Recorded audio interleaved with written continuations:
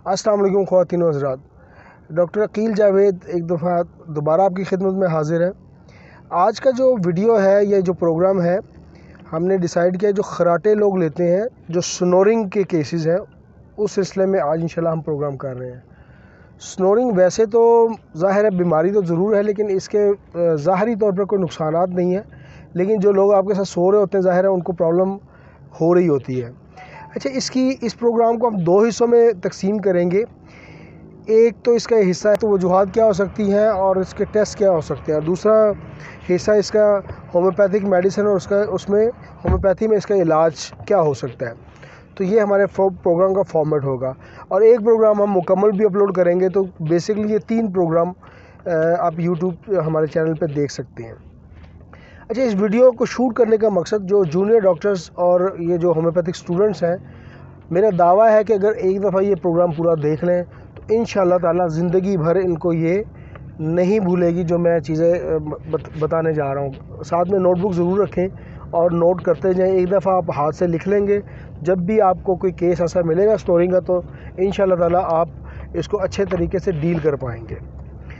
तो आते जी causes basically जो मेन मसला है वो एनाटॉमी का है। बाज़ औक़ात नाक की एनाटॉमी ठीक नहीं होती, टेढ़ी होती है या उसमें कोई फ़र्क आ जाता है। इसी तरह गला भी इसमें इन्वॉल्व हो जाता है, तो उससे एक आवाज़ पैदा होती है जिसको हम स्नोरिंग कहते हैं। इसमें और सारी बहुत चीज़ें, मेडिसिन भी हो सकती हैं, एलर्जीज भी हो सकती हैं, कोल्ड जब आप कोराइज़ा या आपको सर्दी लगती है तो वो भी एक वजह हो सकती है।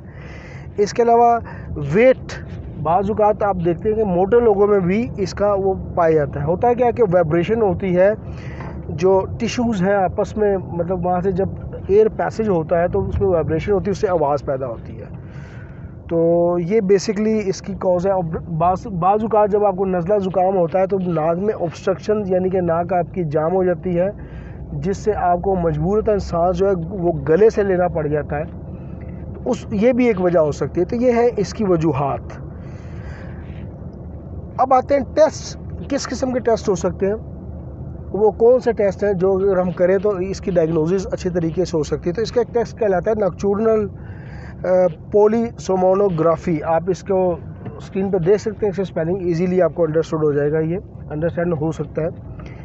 ये टेस्ट मुख्तलिफ हुक्स के ज़रिए किया जाता है और मुख्तलिफ अज़ा में, नाक में और इधर उधर लगाए जाते हैं, मुख्तलिफ ऑर्गन्स में ये लगाए जाते हैं। उससे पता चल जाता है कि इसकी असल वजह क्या है। तो असल वजह जब सामने आती है उसके बाद ज़ाहिर डायग्नोसिस होने के बाद आप इसका इलाज बड़ा आसान हो जाता है। बहुत सारी पैथीज़ हैं। होम्योपैथी ऑफ कोर्स बड़ा अच्छा डील करती है, एलोपैथी भी इसमें डील करती है। इसके अलावा तिब और हिकमत, तमाम किस्म के जो मेडिसिनल मोड ऑफ ट्रीटमेंट है उसमें आप इलाज करवा सकते हैं। तो ख़वातीन व हज़रात, ये हमारा पहला पार्ट था जो हमने किया कि जो स्नोरिंग है ये क्या है, इसकी वजूहात और इसके टेस्ट कौन कौन से करवाए जा सकते हैं। अब आगे जाकर हम आपको बताते हैं कि इसकी होम्योपैथिक ट्रीटमेंट कैसे हो सकती है।